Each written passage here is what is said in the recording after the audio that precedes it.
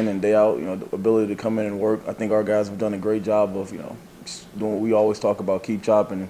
They've continued to come to practice every day and, continue to work hard and, take coaching.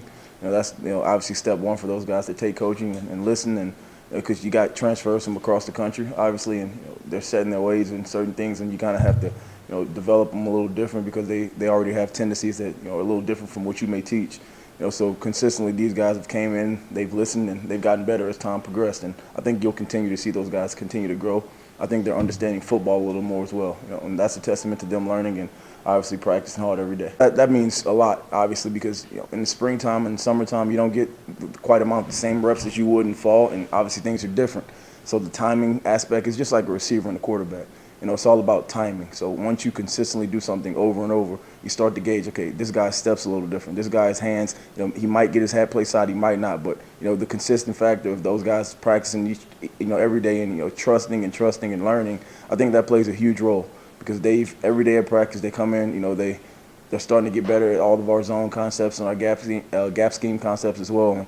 And, they're learning what they can do. Obviously, every running back thinks they can do everything, but, you really can't, to be honest with you. But they're starting to get more comfortable with the offense and know the scheme. They kind of anticipate calls, what Coach Johnson calls, and I think that plays a tremendous role for those guys. Understanding, if we're running wide zone to one person, well, he's a little different, running it to the other person. So I think they're getting that down packed a little bit better, and it's helped out tremendously. And that's basically what it's all about. I try to gauge how well they practice, who's feeling the zone, who's feeling the run game a little bit better, as well as on third downs as well, who understands the concepts and who understands, where we fit in the blocking scheme. And I kind of gauge that throughout the week. And, it started with Illinois, what they do. And, they were a big, sideline-to-sideline team, so we knew getting him in the game, being able to hit those small seams and creases would be key and critical for our success. And as you can see, it paid off. Obviously, he had a really good game against Illinois. He scored a touchdown. And I think, for me, basically, it's gauging week to week on who's feeling it more and getting those guys out there on Saturday and see who's kind of in the zone and just keep feeding who gets in the rhythm the best. And, as fast as I can gauge that, that's who you'll see carry the ball the most, whoever can help us get the win. Be real about it. That's the whole thing we try to do in our room as coaches. We try to be honest and slow the teaching down. Coach Tucker's been on this whole peanut butter and jelly thing, and it holds true. You got to go back to the basics with guys.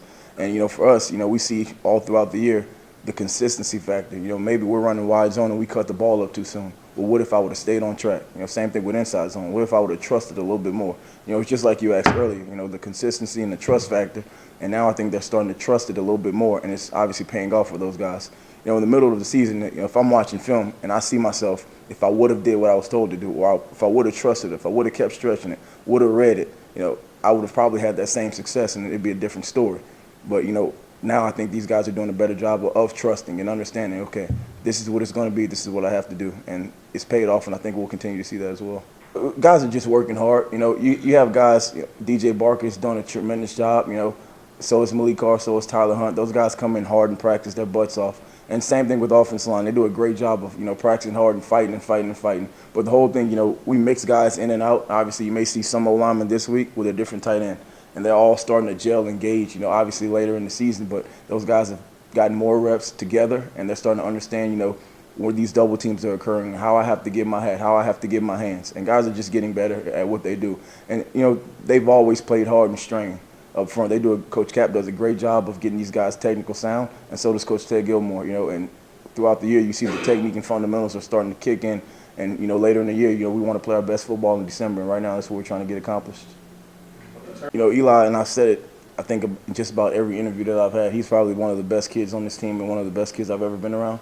He brings tons of energy and juice every day. He's consistent in his work habit. He picks everyone up when they're down, and he's a phenomenal kid to be around. And you love to coach a guy like that because you know what you're going to get out of him every day.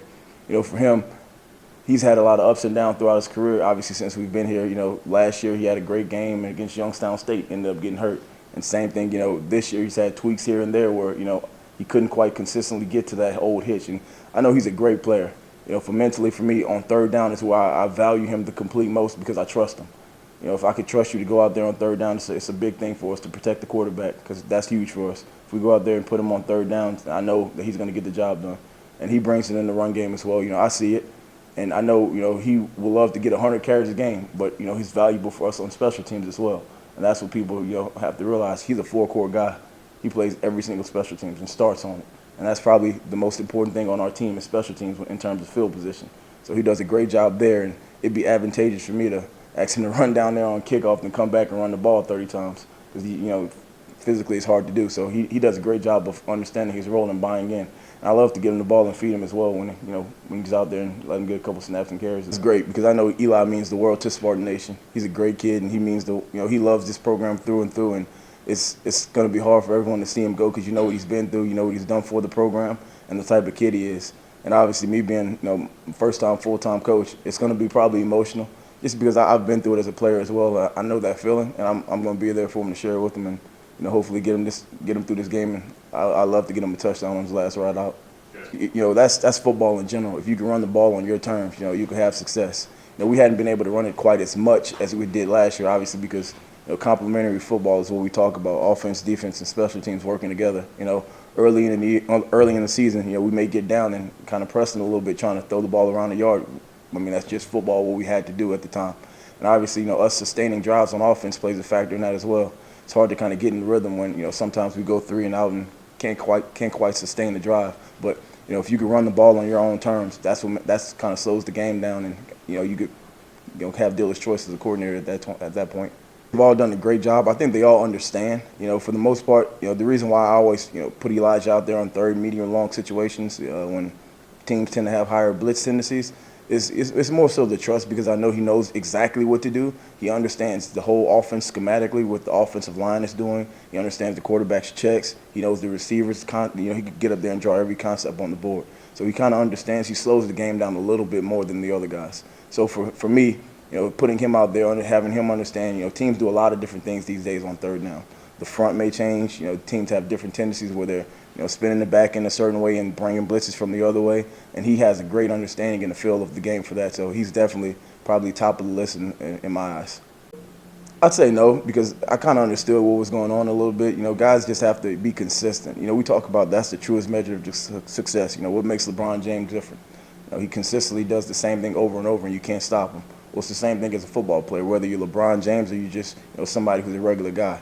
Those guys who consistently hit their point of attack over and over again and take 2 yards, take 1 yard, then do it again. The next thing you know, it's a 30-yard gain. Those guys are the guys who truly have the most success, because every play is not going to be a home run play. And getting the guys to understand that and not trying to make the big play all the time. Now, that's not football. The big plays will come when you do your job the right way over and over again.